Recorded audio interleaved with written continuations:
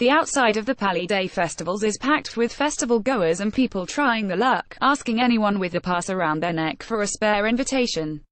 Invitations are required for morning screenings and premieres in the two main cinemas at Cannes Film Festival. They're assigned by random ballot to those with accreditation, and I already know I've received one of my requests for the Korean film Burning, competing for the Palme d'Or. You'll be holding on to the ticket. The Youth Accreditation Scheme 3 days in Cannes ran 17 to 19 May 2018. I enter the building and join a long queue to collect my accreditation. Others arrive at the information desk. This queue, okay. It's clear that this queue consists mostly of my fellow 18 to 28-year-olds who've successfully applied to get a taste of the festival through the new 3 Days in Cannes initiative. It also becomes clear that this isn't a festival of equals. Security guards monitor exits and entrances off bounds to those without sufficient clearance. We're definitely at the bottom in this hierarchy, but we've been promised access to all the film screenings for the next 3 days, so that's something to smile about as the queue moves along. It's the first time an accreditation for young cinephiles has been offered. It's a condensed version of the cinephile accreditations that are reserved for film-loving locals. Other than this group, the festival is usually only accessible to film professionals and journalists. Stepping out into the melee with my pass, I'm suddenly aware of my new status. A woman asks me if I have any spare invitations. There's still a hierarchy, but out here I'm a step higher up the ladder than I was half an hour ago. Thus the hectic experience of the festival begins. This is the kind of event you have to prepare for. With 5 cinemas in the Palais building, as well as the screenings in nearby cinemas and 2 methods of gaining access, the program takes some serious studying. Burning, in the 1,000-seater Grand Theatre Lumière, is the first film I see. Lee Chang-dong has created a beauty, languid and creeping piece of cinema.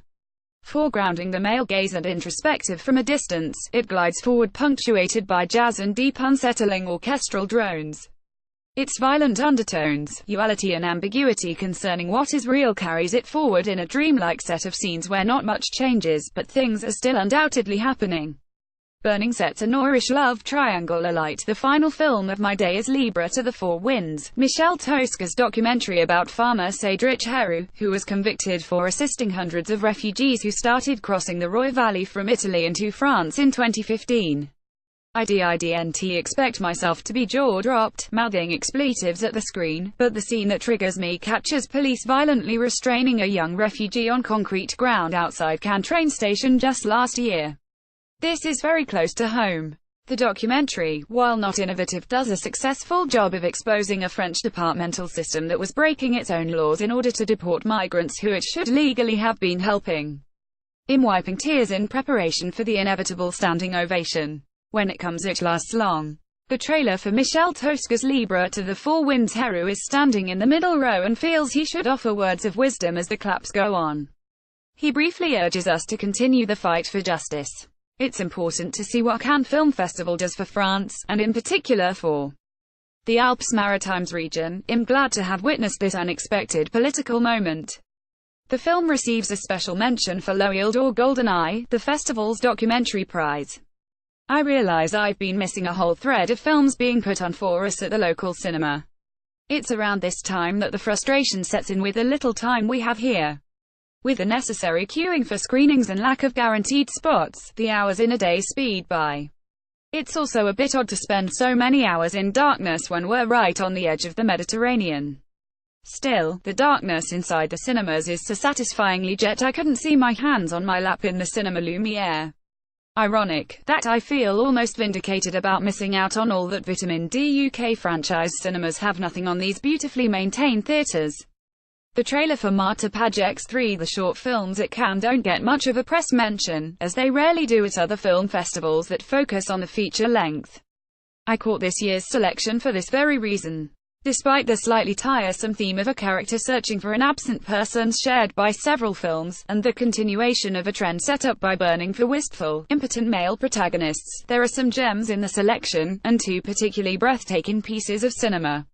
3. The only animation in the selection, from Polish director Marta Pajek, is an unsettling convergence of pencil lines that represents a romantic relationship through time.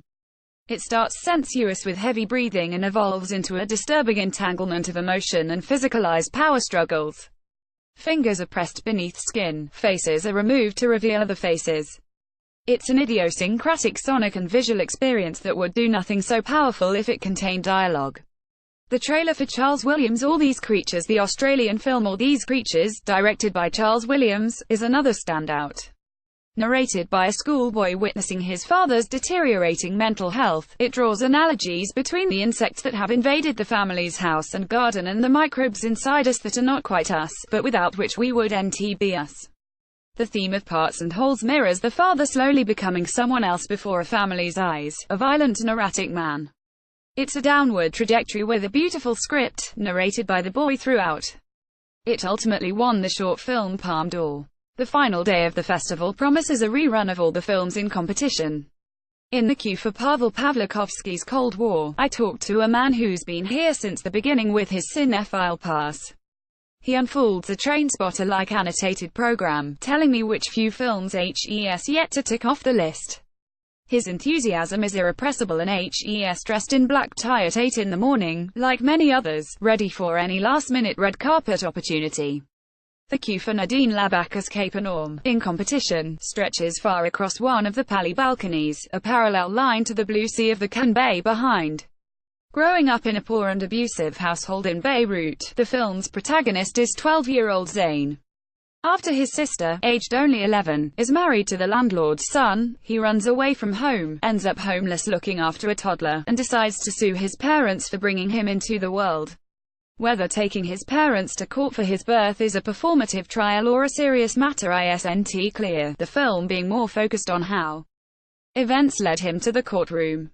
It captures a touchingly detailed realism and is deeply engaging, but it's difficult to ignore Labacus' cameo as Zayn's lawyer Nadine, a confusing casting choice that upsets the tone of what would be my favorite film of the lot. Cape Enorme is a potent indictment of a 12-year-old's scraps of life speaking to others who navigated the last days of the festival with a 3 days in Cannes accreditation. It seems that we had shared a similar journey. We ended the first day exhausted and overwhelmed by the amount of film we had seen, and the amount we would not have time to see. A sense of disappointment set in, too, in that very few of us seemed to have received more than 1 or 2 invitations for the screenings for which they were required. There was frustration that the films put on specifically for 3 days in Cannes in the nearby Les Arcades cinema were only subtitled in French, hence inaccessible to a large number of attendees. By the end of the festival, though, it's difficult not to be grateful. For some, it was a huge task to fly to France and find scarce accommodation in Cannes, a nearby relatively last minute. The accreditation requests were processed in mid-April. I overhear the following summation from a conversation behind me: "I can't believe it's over. This has probably been the best 3 days of my life. There would always have been a huge benefit in bringing new young attendees to the festival. Without us the demographic would be far older than that of, say, the BFI London Film Festival, and for a festival that wants to celebrate new talents in film, that's not a great look. This accreditation feels like a step to redressing an imbalance that, showered in prestige as it is, the festival might have been in danger of perpetuating for too long. In opening doors even for a short time to more young people, film students, professionals and film fans, Cannes Film Festival has spread its celebration of cinema to more around the world. Even from the low rungs of the ladder, the view is good.